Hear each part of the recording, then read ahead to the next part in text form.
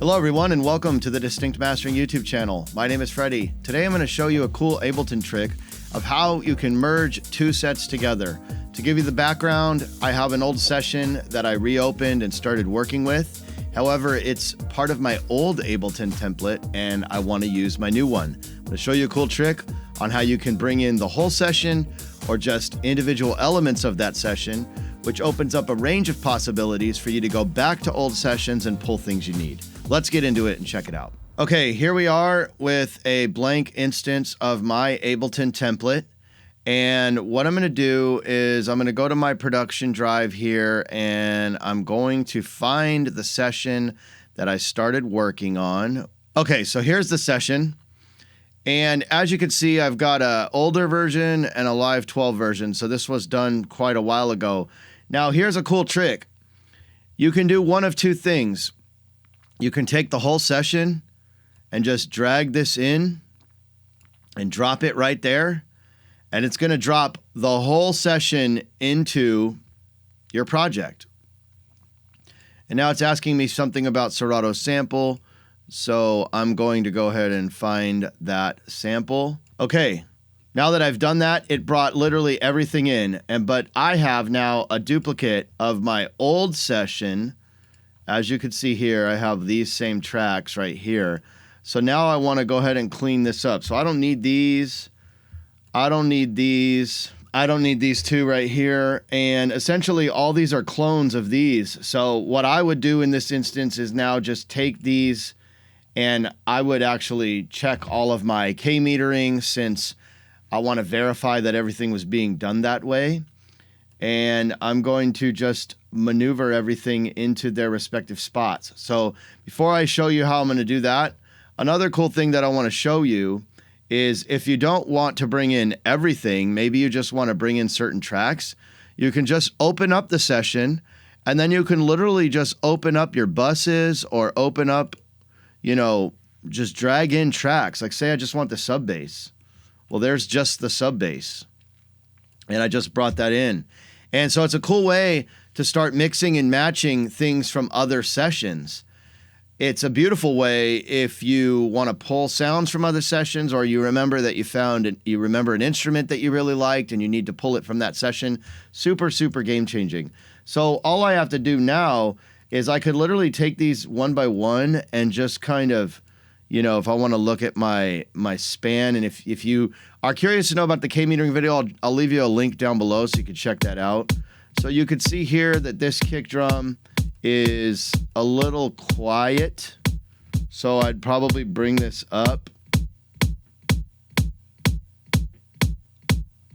And from there, what I would do is just drag that into my kick bus. And I would do this track by track for every track that I wanted to keep. And so let's do it to this drum loop.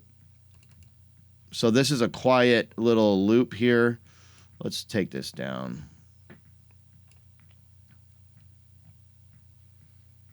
It looks like I'm just using this for some type of top. Oh, but I have this on. Make sure that you zero out your tracks.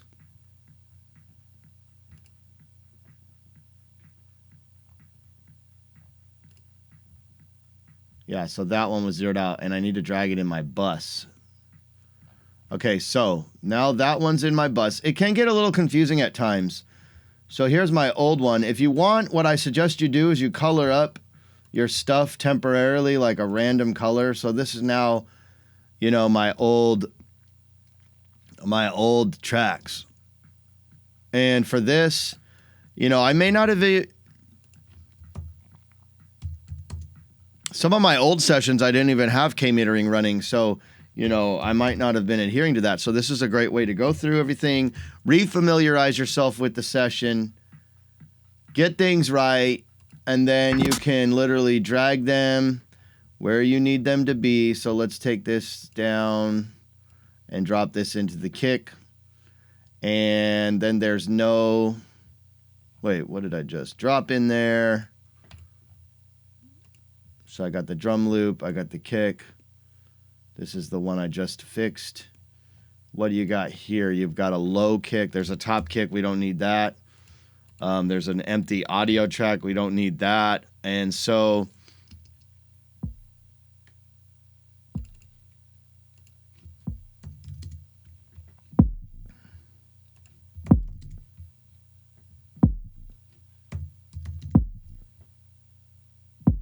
So yeah, after I get everything all dialed, as you see now, I can't get rid of this one, so I have to ungroup the track, and then I can move the kick. And then once I'm done, I could have just deleted it, you know, or just left that one audio track in there and then deleted the kick. So after I did the first bus of kicks, I'll go through every bus and just re-verify all the files, keep everything I want. And what I suggest you do to save this is you're going to want to do a collect all and save, because it's looking at the old sessions files, or you could save a copy here. Now this is under file. To show you this, I'm going to turn myself off. So as you see here, what I want to do is I want to file and do a collect all and save, or I could save a copy. But first I would do a collect all and save.